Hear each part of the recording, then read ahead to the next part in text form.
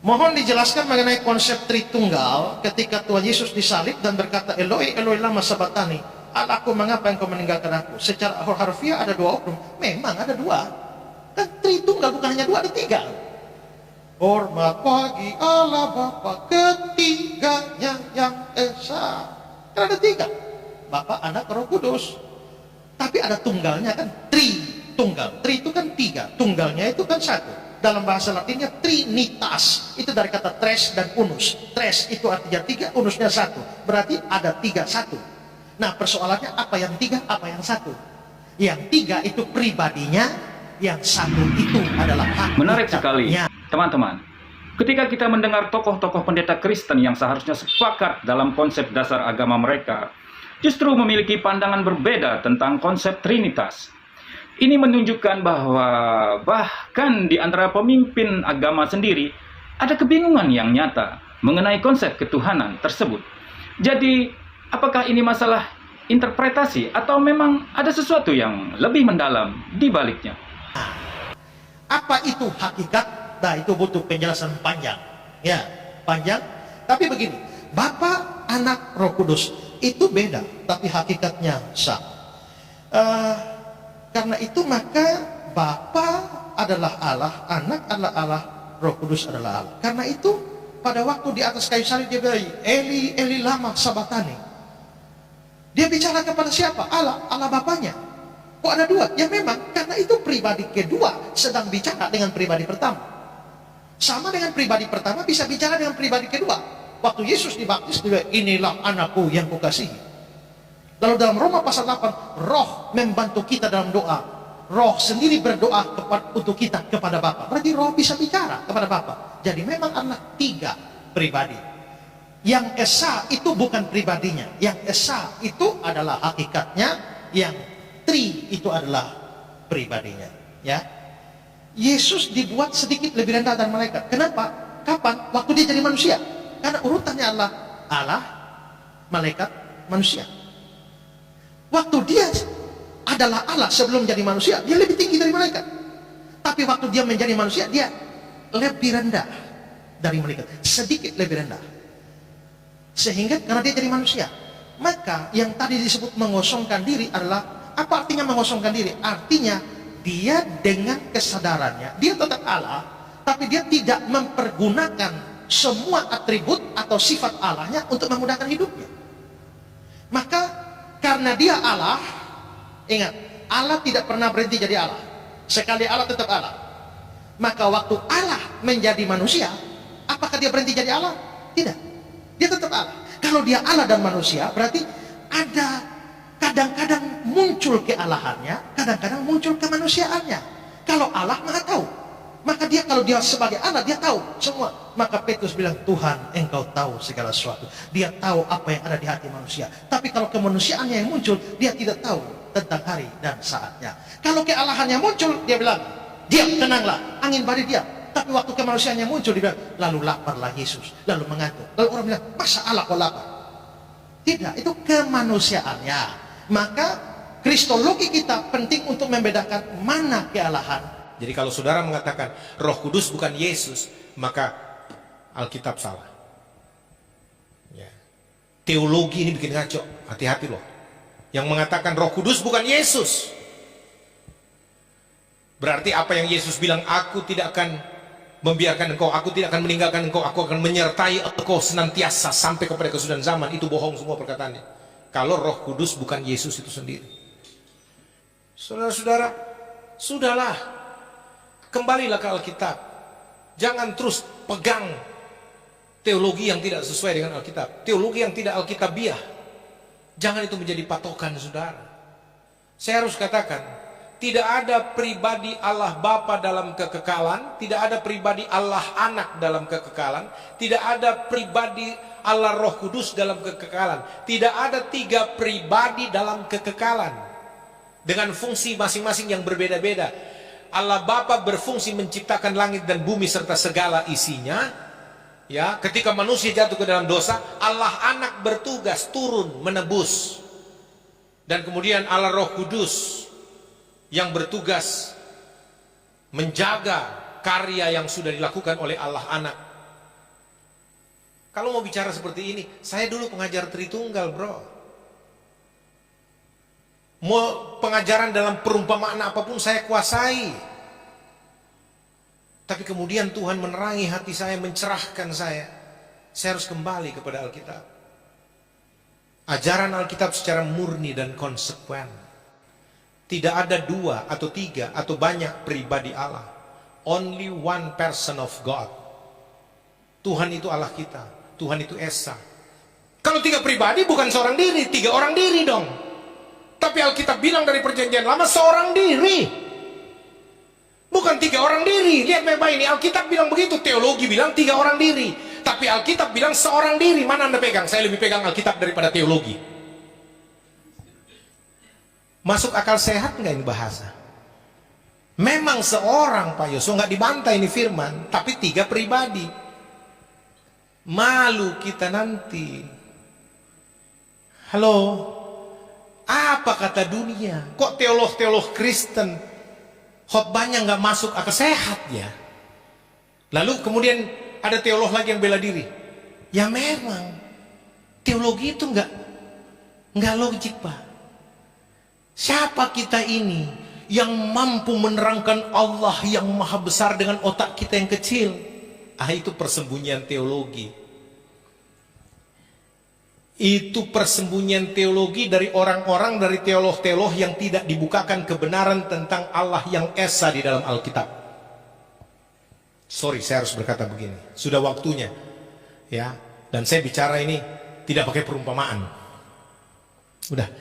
Udahlah. Ini zaman akhir, sudahlah. Kembali ke Alkitab secara murni dan konsekuen. Nah, doktrin Tritunggal itu kan mempercayai bahwa Allah itu Esa, seturut Ulangan 6 ayat 4, ya. Allah itu Esa, tapi Allah yang Esa itu memiliki kejamakan tertentu, ya.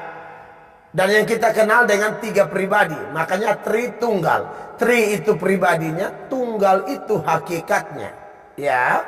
Jadi hakikatnya adalah Allah. Nah, Allah yang tunggal ini, yang Esa ini punya firman dan punya roh.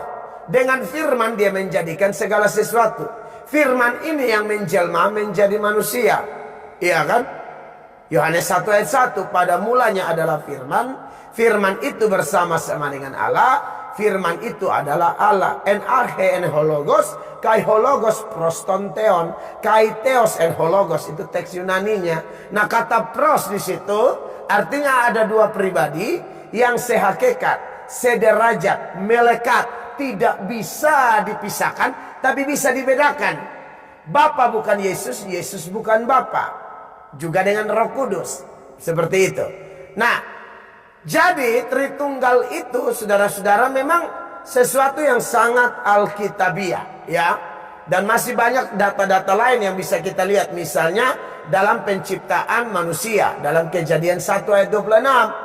Ya, untuk menciptakan yang lain Allah berfirman jadi, Allah berfirman jadi, Allah berfirman jadi. Tapi waktu menciptakan manusia pada hari ke-6 itu, di Kejadian 1 ayat 26-27 itu, Tuhan bilang, marilah kita menjadikan manusia menurut gambar dan rupa kita. Nah, kata kita di sana, saudara-saudara, itu tafsirannya macam-macam. Ada yang bilang Allah sedang mengajak malaikat-malaikat untuk menciptakan manusia menurut gambar Allah dan malaikat. Formula doa berkat juga begitu, ya. Terimalah berkat, dan itu ada di Alkitab. Terimalah berkat dalam nama Bapa, Anak, dan Roh Kudus. Nah, kalau Anda bertanya, adakah satu kejadian di mana Tritunggal itu melakukan bersama-sama? Ya, penciptaan itu. Wah, menarik banget ya. Kalau kita pikir-pikir lagi, perbedaan pendapat di kalangan pemuka agama bisa bikin kita semakin penasaran. Sebenarnya mana yang benar? Tapi tunggu dulu, sebelum kita lanjut lebih dalam, pastikan kalian sudah like video ini, share ke teman-teman, dan subscribe channel ini. Dengan begitu kalian nggak bakal ketinggalan pembahasan menarik dan seru seperti ini. Yuk lanjut lagi. Penciptaan itu Bapa, Anak, dan Roh Kudus. Kejadian 1 ayat 1 dimulai dengan roh Allah melayang-layang. Jadi memang penciptaan itu sudah dilakukan bersama-sama, ya. Bahkan kalau Anda baca, kan Alkitab bilang Bapa membangkitkan Yesus. Ada juga di Roma, Roh membangkitkan Yesus. Sedangkan Yesus sendiri bilang apa? Tidak ada yang mengambil daripadaku nyawaku, dalam Yohanes 10 ayat 17-18. Aku memberikan menurut kehendakku, aku mengambilnya kembali. Berarti kalau Anda tanya lagi, apalagi yang Roh Kudus atau Tritunggal bekerja sama-sama dalam membangkitkan Yesus? Bapa, Roh Kudus, Tuhan Yesus, Tritunggal yang membangkitkan Yesus. Begitu. Jadi memang datanya sangat banyak sekali bahwa Tritunggal itu bekerja. Kalau Anda tanya misalnya kapan mereka hadir bersama-sama, ya baptisan Yesus itu. Bersama saya Pendeta Henry Tandianta, Master of Bibliology Study.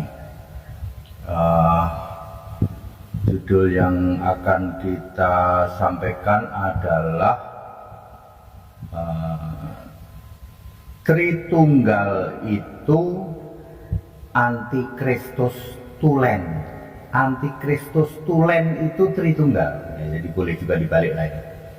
Antikristus tulen itu adalah Tritunggal. Bapak Ibu Saudara, Tritunggal tidak ada di Alkitab, ya. Itu ngarang lah, gitu. Pokoknya ngarang itu karena doktrin-doktrin dari mereka yang mengatakan bahwa Allah itu pribadi, ada pribadi 1, 2, dan 3. Pribadi 1 itu Bapa, pribadi 2 itu firman atau pikirannya Allah, pribadi ketiga itu roh Allah, Roh Kudus, ya. Lalu ketika firman menjadi manusia, Allah kehilangan pikirannya, artinya tidak waras.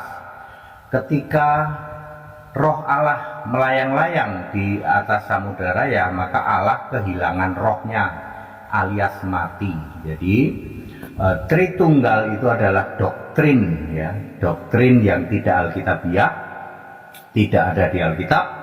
Itu doktrin ngarang bebas, ya, sudah sejak dari dulu. Ada yang bentuknya segitiga, bulatan, dan sebagainya. Itu sampah. Tritunggal adalah doktrin atau pengajaran sampah, ya. Tritunggal adalah antikristus tulen. Antikristus sejati adalah Tritunggal. Bapak Ibu Saudara, banyak orang tidak paham atau tidak bisa membedakan anti Yesus dan anti Kristus. Anti Yesus sih tidak ada di Alkitab. Artinya yang menolak Yesus manusia. Ya, itu beda dengan anti Kristus. Kalau anti Kristus itu pasti menolak Yesusnya sudah Kristus. Kisah 2 ayat 36, ya, Yesus yang bangkit itu menjadi Tuhan dan Kristus. Nah, Tuhan dan Kristus ini ditolak oleh Tritunggal. Ya, konsep Tritunggal itu adalah menolak ketika Yesus sudah Tuhan dan sudah Kristus. Baik, Bapak Ibu Saudara, kalau anti Yesus manusia itu siapa? Ya orang Yahudi lah. Orang Yahudi, ahli Taurat, orang Farisi, orang Saduki itu anti terhadap Yesus manusia. Makanya dibunuh toh. Sedangkan yang menerima Yesus manusia itu cuma sedikit. Cuma 12 rasul plus 70 murid plus lagi 5.000 orang yang makan 5 roti dan 2 ikan itu. Kemudian 4.000 orang yang makan 7 roti dan beberapa ikan itu, dan lain-lain, ya mungkin jumlahnya 10.000. 10.000 itulah orang yang menerima Yesus. Sedangkan Yahudi mayoritas itu anti Yesus manusia. Beda dengan anti Kristus, saudara, ya, beda, ya. Ya, coba kita akan lihat. Kalau anti Kristus apa, Pak? Ya, anti Kristus itu adalah anti atau menolak Yesus yang sudah Kristus, ya. Sudah Kristus artinya adalah sudah Allah, sudah Roh, ya. Itu, ya. Coba yang mana, ya? Anti Kristus. Inilah antikristus itu, 2 Yohanes 1 ayat 7. Antikristus adalah yang tidak mengakui Yesus datang sebagai manusia. Tuh, Tritunggal membuat teori Yesus itu datang sebagai Allah 100%, Tuhan 100%, manusia 100%. Jadi Tritunggal adalah antikristus sejati. Ya, antikristus sejati adalah Tritunggal yang mengatakan bahwa Allah itu ada 3, ya, itu menolak Yesus datang sebagai manusia. Dia tolak. Dia mengira Yesus itu datang sebagai Allah 100%, Tuhan 100%, manusia 100%. Kemudian 1 Yohanes 3 ayat 14, antikristus adalah yang tidak mengakui Yesus berasal dari Allah. Tritunggal kira-kira mengakui Yesus berasal dari mana? Yesus berasal dari sebagian dari Allah, yaitu firman, ya, perkataan. Jadi perkataan kata orang-orang Tritunggal, Yesus itu berasal dari perkataan Allah atau pikiran Allah, sebagian dari Allah. Jadi orang-orang Tritunggal tidak mengakui bahwa Yesus itu berasal dari Allah, tetapi berasal dari sebagian Allah. Tritunggal adalah antikristus tulen, antikristus sejati. Ya, pada tingkat Dangler ikut sekolah kita, Bapak Ibu yang mau ngerti supaya lebih paham ya, Tritunggal itu ajaran sampah ya. Sampah Tritunggal itu ya. Ajaran yang betul-betul antikristus tulen itu ya Tritunggal. Ya, ajaran sampah buang tempat sampah. Gagasan bahwa Tuhan itu 3 dalam 1 membingungkan banyak orang. Tuhan itu sebagai 3 pribadi, namun dia adalah one being, satu makhluk. Setiap pribadi Trinitas, Bapa, Putra, dan Roh Kudus memiliki identitas yang terpisah, sementara memiliki hakikat, sifat, atribut Tuhan yang penuh. Kesulitannya bukan hanya karena doktrin Trinitas ini misterius, malahan doktrin ini tampaknya tidak konsisten secara logis, semacam hal yang tidak mungkin benar. Dalam video ini saya akan mengutip salah satu bapak gereja, yaitu Tertullian 145-220 Masehi, orang yang pertama-tama memperkenalkan konsep Trinitas, mengatakan salah satu cara untuk memahami bahwa Tuhan dalam arti tertentu harus menjadi satu kesatuan. Jadi kita harus membingkainya bahwa Tuhan itu 3 namun 1. Tapi apa maksudnya 3 dan 1? Jika saya mengangkat 3 jari, saya tidak bisa mengatakan 3 dan 1. Kecuali mungkin saya bisa mengatakan 3 jari, 1 tangan. Mungkin kita bisa memperkenalkan sesuatu seperti itu. Baik, misalnya 3 jari, 1 tangan. Jadi kita bisa berpikir ada 1. Tuhan 1 jelas. Ini pasti dimengerti. Tapi sekarang 3 apa? Sangat sulit dimengerti. Bersama saya Pendeta Henry Tandianta MPS. Judulnya begini, Tritunggal Maha Sesat bukan Maha Kudus. Ada istilah oleh kalangan Tritunggal mengistilahkan Tritunggal Maha Kudus. Tritunggal saja di Alkitab tidak ada, apalagi ditambahin Maha Kudus, ya. Tidak pernah ada Tritunggal Maha Kudus, yang ada Tritunggal Maha Sesat. 1 Yohanes 5 ayat 7, ada 3 yang memberi kesaksian di surga. Aneh ya, 3 kok 1, ya. Kalau kesaksian itu kan mestinya ya kalau 3 ya 3, ya. Misalnya di pengadilan negeri X gitu ya, pengadilan negeri kota X ada kesaksian, ya, yang memberi kesaksian 3, ya mestinya kalau kesaksian 3 itu ya 3 pribadi. Ini 3 kok 1. Perhatikan baik-baik, di surga tidak pernah ada fisik. Kalau di surga ya pasti roh. Dan kalau roh, R-nya huruf besar, roh Allah, itu pasti satu roh. 1 Korintus 12 ayat 4 ayat 13. Demikian pula Efesus 4 ayat 4. Satu roh. Kalau roh itu pasti satu. Ada 3 yang memberi kesaksian di surga. Bapa adalah Bapa yang kekal, yaitu Alfa Omega. Wahyu 1 ayat 8. Siapakah dia? Yesus Kristus. Firman adalah firman Allah. Wahyu 19 ayat 13. Siapa dia? Yesus Kristus. Roh adalah roh Yesus. Wahyu 2 ayat 7 ayat 11 ayat 17 ayat 29. Wahyu 3 ayat 6 ayat 13 ayat 22. Siapakah dia? Yesus Kristus. Jadi ada 3 yang memberi kesaksian di surga. Namanya juga kesaksian, disebut 3, tapi 3-tiganya adalah satu, yaitu Yesus Kristus.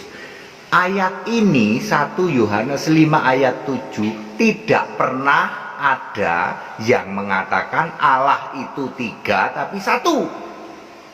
Hanya pendeta karatan lumutan yang mampet pikirannya. 1 Yohanes 5 ayat 7 jelas-jelas kesaksian 3 tapi 1, yaitu Yesus Kristus, bisa-bisanya dipelintir menjadi Allah itu 3 tapi 1.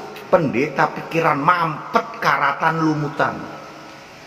Tidak pernah ada Tritunggal, apalagi pakai Maha Kudus. Tritunggal sendiri sudah sesat, tidak ada di Alkitab, ditambah lagi maha sesat. Tidak usahlah kita menggunakan istilah yang tidak ada di Alkitab. Ya, istilah Allah Tritunggal, Allah Anak, Allah Roh Kudus. Ya, itu justru membuat orang dalam polemik berteologi, polemik tafsir yang membuat juga jemaat jadi pusing gitu loh. Padahal kita tidak diselamatkan oleh percaya terhadap istilah. Kita diselamatkan karena percaya oleh esensi Sang Juru Selamat yang tidak lain dan tidak bukan adalah Allah yang berinkarnasi dalam rupa manusia terurap untuk menjadi Juru Selamat tunggal bagi segenap manusia. Dia mengatakan bahwa yang dia tolak hanya istilah Tritunggal. Menurut saya ini omong kosong. Kenapa? Karena dia omong kosong dan dia sedang berbicara dengan lidah bercabang. Jelas-jelas yang dia tolak bukan hanya istilah. Dia memang menolak istilah, tapi juga menolak konsepnya. Ya, menolak konsepnya bahwa dia bukan hanya menolak istilah, tapi juga menolak konsep. Itu langsung terlihat dari kalimat selanjutnya. Coba kita lihat kalimat selanjutnya. Sebenarnya saya sedang coba menyadarkan kekristenan ini supaya kita nggak usah terlena dengan segala macam istilah-istilah teologi yang merupakan titipan turun-temurun. Ini kan ajaran turun-temurun ini, ya. Yang istilahnya spiritnya bukan Kristus, bahkan kalau saya mau kasih tahu, kalau sampai mengajarkan Allah yang tidak berdasarkan Alkitab, tidak disampaikan oleh Alkitab. Alkitab jelas bilang Allah yang esa, secara hurufiah, secara letterlah berkata seperti itu. Dan esensinya, konten dari Allah yang esa itu betul-betul esa tunggal. Ya, kalau bilang jamak, saya bisa terangkan kejamakan Allah kata kita, nanti sebentar kita bahas itu, bro. Ya, tapi yang saya maksudkan, mari kita kembali kepada Alkitab secara murni dan konsekuen. Apa-apa saja yang Alkitab ajarkan. Nah, perhatikan kata-kata dia tadi. Ini ajaran turun-temurun. Kalau dia mengatakan ini ajaran turun-temurun, berarti dia sedang mempersoalkan ajaran. Kecuali dia bilang ini istilah turun-temurun. Tapi bahwa dia bilang ini ajaran turun-temurun, artinya memang dia sedang mempersoalkan ajarannya. Juga dia bilang bahwa ya mengajarkan Allah yang tidak berdasarkan Alkitab. Mengajarkan Allah yang tidak berdasarkan Alkitab berarti soal ajaran, bukan soal istilah. Ya. Lalu dia mulai menjelaskan soal esensi Allah yang tunggal. Kalau dia mulai menjelaskan esensi Allah yang tunggal, bukankah itu soal ajaran dan bukan soal istilah? Jadi terlihat bahwa dia baru saja mengatakan yang dia tolak istilah, tapi dalam kalimat selanjutnya itu langsung menyerang ajaran.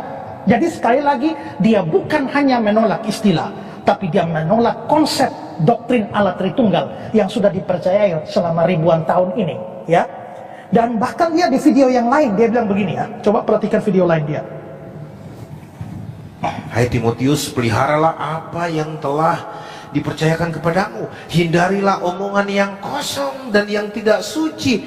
Omongan yang kosong itu apa? Omongan yang tidak berdasar. Ya, orang omong kosong. Itu yang dibilang hoax. Wah, bisa-bisa masuk juga kategori hoax itu doktrin Tritunggal. Karena apa? Tidak ada di dalam Alkitab loh. Tapi kita bilang ada di dalam Alkitab. Bisa juga masuk kategori teologi hoax. Iya. Kenapa? Karena yang ada di Alkitab bicara Allah itu esa. Nah, Allah yang esa itu jelas, titik. Tapi Allah yang esa di dalam Alkitab adalah Allah yang satu pribadi. Dan Allah yang esa itu adalah Yesus Kristus Tuhan. Nah, Saudara, dia ketika mengatakan itu bahwa itu ajaran hoax dan sebagainya, bukankah dia sedang persoalkan ajaran? Jadi sekali lagi, orang ini tidak hanya mempersoalkan istilah, tapi juga mempersoalkan ajaran.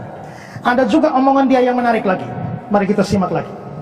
Jadi saya cuma bilang, mari kita nggak usah pakai, karena itu kan tidak ada di Alkitab. Lalu mereka bangun perkataan begini, ya memang tidak ada di Alkitab.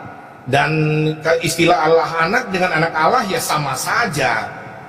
Saya cuma bilang, kalau sama saja istilah Allah anak, ya Allah Roh Kudus dengan anak Allah dan Roh Kudus Allah, kenapa nggak pakai yang ada di Alkitab? Kenapa pakai istilah-istilah yang tidak ada di Alkitab? Ya, saya untuk apa Alkitab dibuat kalau Anda menggunakan istilah-istilah di luar Alkitab? Itu loh. Nah, dia bilang tidak mau menggunakan istilah dalam Alkitab, tapi dia sendiri gunakan istilah inkarnasi. Sekarang tanya, mana ada istilah inkarnasi? Dia menyerang orang yang mempergunakan istilah yang tidak ada dalam Alkitab, tapi dia sendiri justru menggunakan istilah yang juga tidak ada dalam Alkitab. Menurut saya di sini dia menelan kembali ludahnya sendiri. Ya, persoalan istilah seperti saya bilang, saya sudah bahas di dalam video khusus, termasuk yang dia menggunakan 1 Korintus 4 ayat yang ke-6 itu, yang bilang jangan melampaui apa yang tertulis, dan itu sudah saya bahas. Jadi jelas dari sini semua ini Yosua Teo tidak hanya menyerang atau menolak istilah Tritunggal, dia menyerang juga konsepnya, doktrinnya atau ajarannya. Ya, karena itu maka pada saat kita melihat dalam live dengan tanpa ragi, dia mengatakan bahwa dia hanya menolak istilah Tritunggal. Menurut saya dia sedang berbohong, dan dengan demikian dia bilang itu fitnah. Itu bukan fitnah, dia yang sedang berbohong kepada publik bahwa dia hanya menolak istilah. Yang dia tolak istilahnya sekaligus seluruh ajarannya. Itu yang dia tolak. Kalau pemimpin agamanya saja masih berbeda pendapat soal konsep dasar ketuhanan, bagaimana dengan jemaatnya yang mungkin lebih awam? Apakah konsep Trinitas ini memang begitu rumit, atau ada kontradiksi mendasar yang belum terjawab dengan tuntas? Buat teman-teman Muslim, semoga diskusi ini semakin memperteguh keyakinan kita kepada Tauhid, bahwa Allah itu Esa, tidak beranak dan tidak diperanakan. Silakan tulis pendapat kalian di kolom komentar. Terima kasih sudah menyaksikan sampai akhir. Jangan lupa dukung terus channel ini dengan like, share, dan subscribe, agar kami bisa terus menghadirkan kajian-kajian yang bermanfaat dan menambah wawasan. Dukungan kalian adalah semangat bagi kami. Sekian dan terima kasih. Assalamualaikum warahmatullahi wabarakatuh. Sampai jumpa. Salam satu Tuhan.